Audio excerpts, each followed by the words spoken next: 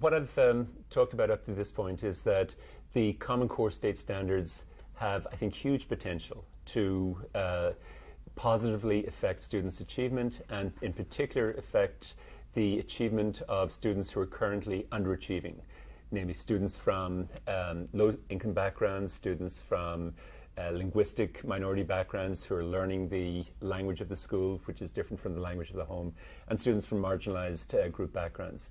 But in order for the Common Core to have that positive effect, its implementation needs to take account of what the research is saying. And when we look at the failure of virtually every other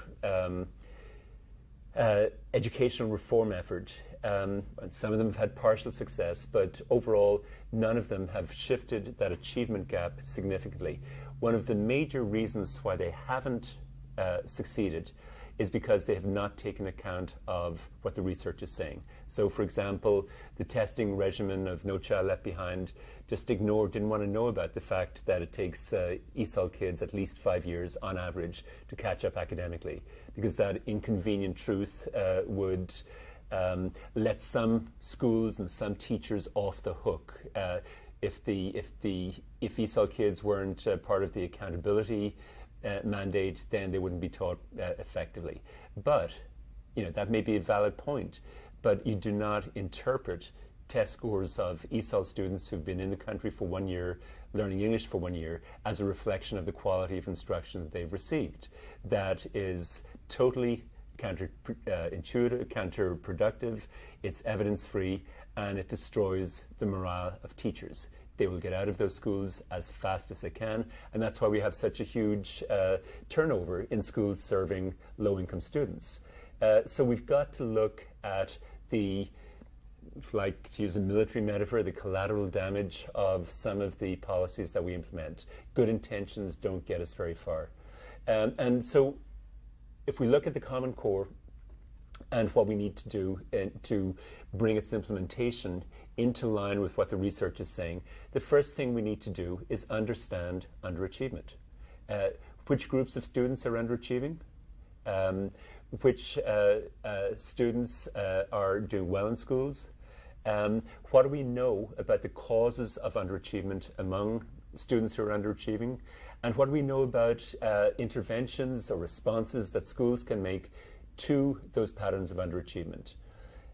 So let's look at who underachieves in American schools, and this is can be generalized to schools in other countries too. There are three broad groups, and sometimes these groups are fused together, or these characteristics are fused together. Sometimes they're separate. So they're conceptually distinct, even though they may, all three of them, be represented in individual students in particular schools. So the first group of students that tend to fail academically are students from low-income backgrounds, students from lower socioeconomic backgrounds whose parents often have low levels of education, who are impoverished, who don't have money to buy cultural or other resources, who may not have access to effective healthcare, etc. Socioeconomic status has emerged in most countries as a major and very consistent predictor of achievement. Kids from rich backgrounds tend to do well in school, kids from poor backgrounds tend to do poorly. There are big differences in countries. In some countries, this gap, the impact of socioeconomic status, is much less than it is in the United States, but it's a consistent factor. A second group of students that tends to experience disproportionate school failure are students from immigrant backgrounds. So students who either came to the United States or other countries as immigrants, or whose parents came and they come to school speaking a language other than the school language. They have to learn the language of instruction, and that takes time. And a third group is students from what we can call marginalized social backgrounds. And by marginalized social backgrounds, I mean students from communities that have been subject to various kinds of social exclusion, often over generations.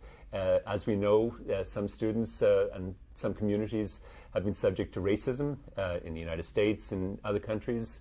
For example, the racism experienced by Canadian Native students and their communities, what in Canada are called First Nation students, over generations has been appalling. And that those effects come down through generations. They're passed on from one generation to another.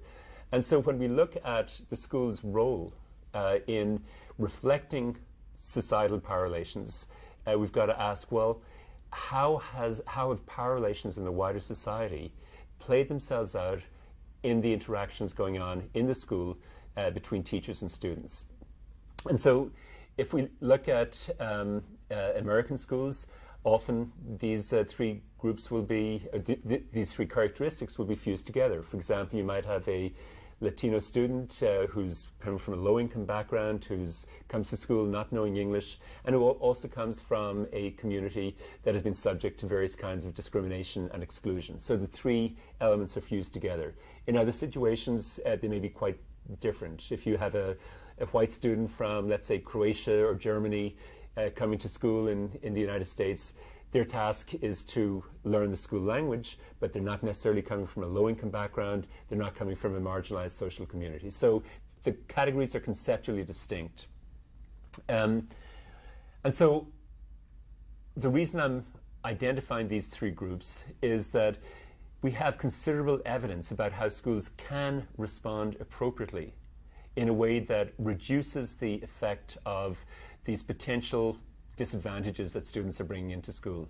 I use the word potential because disadvantage only becomes realized, actualized, when it is made a reality in the interactions going on in the school or in the organization of schooling. So this chart, which I've called Deconstructing Educational Disadvantage, tries to lay out these three groups and the impact of background characteristics. And each has a different educational response implied by it. So we can look at societal or community contexts that are potentially conducive to the construction of disadvantage. For example, among low-income students, they're often potentially disadvantaged even before they come into this world. Their mothers have not had access to adequate prenatal care. There's often nutritional inadequacy. Sometimes students have been exposed to lead in their homes. There's housing segregation. The quality of schools that students go to is less than those in suburban areas. The quality of teaching sometimes is less because you have that revolving door as far as teachers are concerned. They will move to an environment that is easier to teach in and where their talents are more respected than they have been in some of the structures we've set up to serve low-income students. So there's a variety of factors that we know affect achievement, and these have been well documented in the United States and elsewhere. Schools can't do a lot about some of these factors, but they can do quite a bit about some others. And two of the factors that we know affect the achievement of students from lower income backgrounds are the exposure to language, or the kind of language they've been exposed to prior to coming to school. Sometimes both parents are working. Sometimes there may only be one parent in the house who has to work.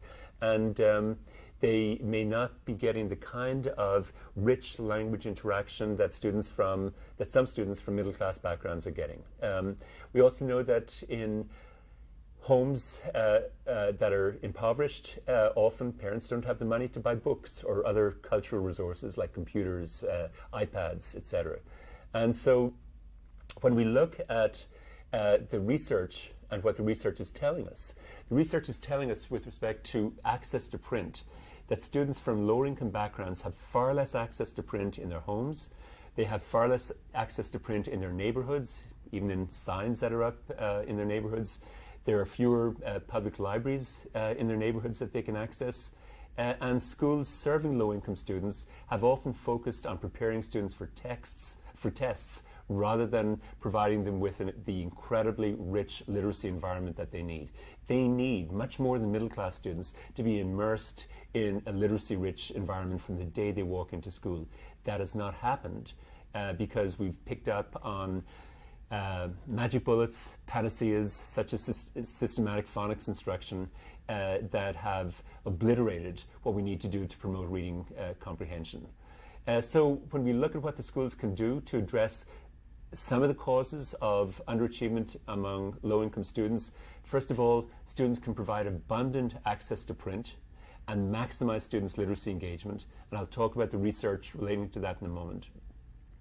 And secondly, schools can actively focus on expanding children's linguistic repertoires, drawing their attention to how language is used conversationally and in text, and demystify academic language right across the curriculum. We need to focus much more on that among kids from lower income backgrounds than we need to do necessarily with kids from middle income backgrounds, because kids from middle income backgrounds have already been primed through their literacy engagement outside of school. Okay, so when we look at socioeconomic status, we see that there are things that we can potentially do to offset the impacts. And I'm going to suggest that we can offset those impacts even by focusing in on print access and literacy engagement. We can offset the negative impact of socioeconomic status by about a third if we get kids actively engaged in literacy and wanting to read books and wanting to understand how language works. That's a big, big impact. But we haven't done it up to now because we've gone in a different direction. We've ignored what the research is saying. Okay, if we look at immigrant status and students coming from non-English speaking background, obviously a student coming from a non-English speaking background is going to have a hard time learning English if the school does nothing to help him or her. If they come to school and they're dropped into a sink or swim situation, we know that they're going to fall behind, or many students will fall behind. So what the school needs to do is to provide effective scaffolding of language and literacy across the curriculum. Some schools have done it through bilingual education, which has been largely effective when it's been done well. Other schools will do it through ensuring that all students, all teachers rather, have the skills necessary to support students' access to academic language right across the curriculum. It's not just the job of the ESOL teacher, it's the job of every teacher. And we know how to do that, okay? When we look at students from marginalized group backgrounds, these are the conduits or the ways in which disadvantage has flowed, or the potential generators of disadvantage for these students has been the societal discrimination that they've faced or their communities have faced. There's been identity devaluation of the group in the wider society. There's been exclusion from social opportunity, job discrimination. Their parents have gone to school in situations where the racism was much more intense and extreme. And so many of these parents have not developed strong levels of education, which then affects what they communicate to their children. Often the schools that served these teachers in the past have had low teacher expectations. They didn't expect much from these students who were coming in, not speaking the standard language, not speaking very strong English, who didn't have the kinds of knowledge about literacy and intuitions about literacy that middle class kids, who may be more active in terms of their need to move around more than kids who've been socialized in a middle class environment. All of these things can become disadvantages if the school reinforces the pattern of discrimination that historically has been there in the society.